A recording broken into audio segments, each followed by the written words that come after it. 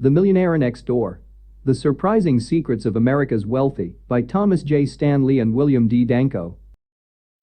Back in 1996, both Thomas J. Stanley and William D. Danko set out to write a different book. Instead of teaching how to become wealthy, the book profiles several people who have already become millionaires. If the first paragraph in the introduction doesn't grab your attention, I'm not sure what will. It states, 20 years ago we began studying how people become wealthy. Initially, we did it just as you imagine, by surveying people in so-called upscale neighborhoods across the country. In time, we discovered something odd. Many people who live in expensive homes and drive luxury cars do not actually have much wealth. Then, we discovered something even odder. Many people who have a great deal of wealth do not even live in upscale neighborhoods. Most people have it all wrong about wealth in America. Wealth does not equal income. In the book we learn that wealth is what you accumulate, not what you spend. That's why so many high-income professionals have little to show for it. The 7 Factors of Atypical Millionaire. The book's authors discovered 7 common denominators among those that they interviewed who successfully built wealth. 1. They live well below their means. 2. They allocate their time, energy, and money efficiently, in ways conducive to building wealth. 3. They believe that financial independence is more important than displaying high social status. 4. Their parents did not provide economic outpatient care. 5. Their adult children are economically self-sufficient. 6. They are proficient in targeting market opportunities. 7. They chose the right occupation. Big hat, no cattle. The authors interviewed a 35-year-old Texan who owned a diesel engine business. He lived by the 7 factors mainly by driving a 10-plus-year-old car, wore jeans to work, and lived in a modest lower-middle-class neighborhood. His signature line was that he didn't own any big hats, but he had lots of cattle. He essentially didn't have to say much or live a certain way to impress, as he had plenty of assets to back it up. The nominal definition of wealthy. One way the authors determined whether someone was wealthy or not was based on their net worth. Net worth equals assets minus liabilities. For those labeled as being wealthy in the book, around 1996, they had a net worth of $1 million or more. How wealthy should you be? Another way of defining whether or not a person, household, or family is wealthy is based on one's expected level of net worth. A person's income and age are strong determinants of how much that person should be worth. This is what I've always been led to believe. The higher one's income, the higher one's net worth is expected to be. Also, higher income people who are older should have accumulated more wealth than lower income producers who are younger. Millionaire Next Door Formula. After surveying people, the authors developed a formula or simple rule of thumb to determine if you're wealthy. Multiply your age times your realized pre-tax annual household income from all sources except inheritances. Divide by 10. This, less any inherited wealth, is what your net worth should be. For example, Dr. A is 41 years old and makes $155,000 a year. He would multiply $155,000 times 41 equals $6,355,000. Dividing by 10, his net worth should be $635,500. Pause versus US. The authors claim that if you are in the top quartile for wealth accumulation, you are a PAW, or prodigious accumulator of wealth. If you fall in the bottom, you are labeled as a UO, which means under-accumulator of wealth. PAWs typically have a minimum of 4x the wealth accumulated by US. Their rule to be in the PAW category, you should be worth twice the level of wealth expected. Dr. A's net wealth should be approximately twice the expected value or more for his income age cohort, or $635,500 times 2 equals $1,271,000. If Dr. A's level of wealth is 1/2 or less than expected for all those in his income age category, then he would be classified as a UO. So if his level of wealth were $317,750 or less, or 1/2 of $635,500. Frugal. The 3 words that profile the affluent are frugal, frugal, frugal. Being frugal is the cornerstone of wealth building. Read that last line again until it really sets in. Stanley and Danko posed the question, why is only such a small percentage of the population considered wealthy? You and I both know many households that earn 6-figure incomes but are still not wealthy. Why? Simple. Too many Americans live their life spending tomorrow's money. The authors emphasize just how many households in America are entirely dependent on debt. They couldn't survive without it.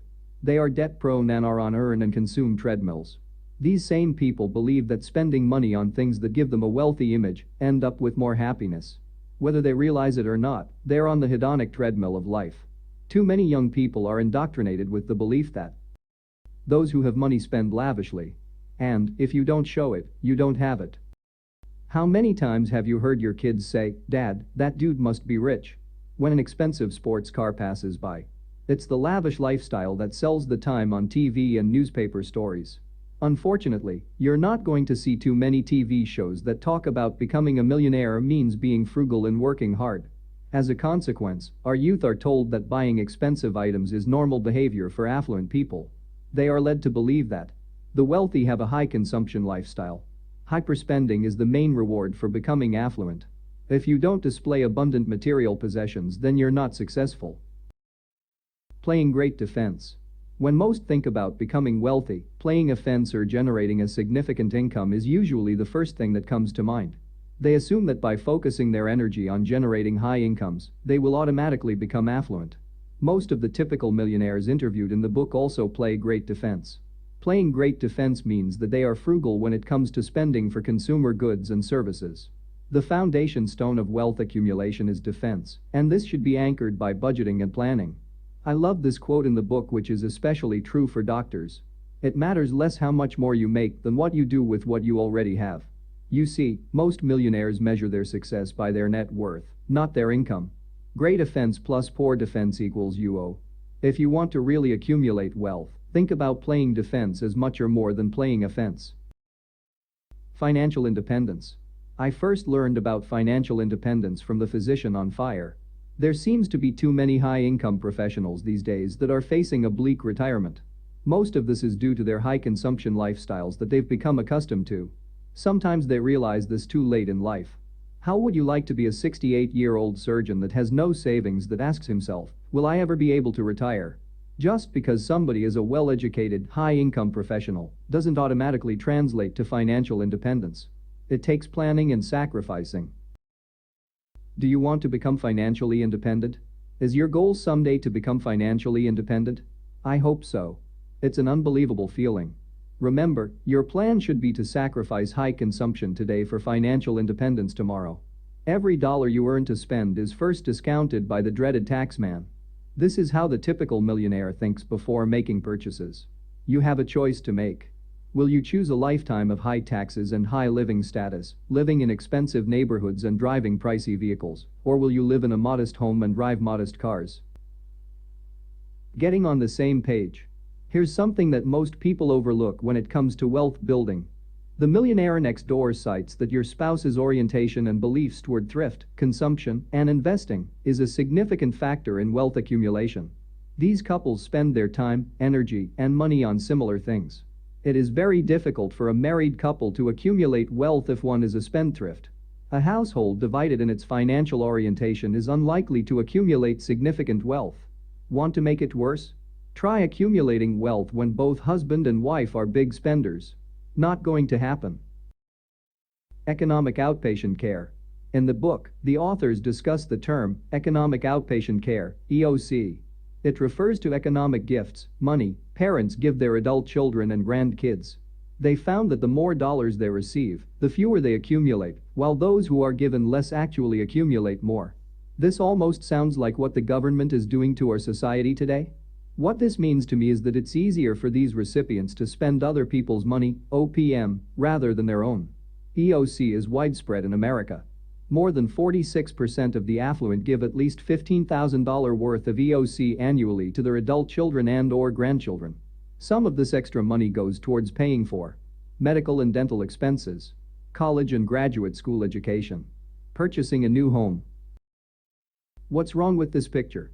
If you constantly give your adult kids money, how productive do you think they'd be? Many of the people portrayed in the book that received financial gifts from their parents tend to have a lower initiative and productivity. They started to become habit-forming and needed them just to keep up their current lifestyle. Receiving these gifts makes them underachievers in life.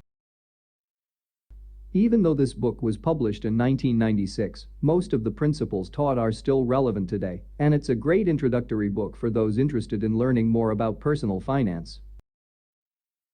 Did you enjoy this video? Let me know what your thoughts are by commenting below.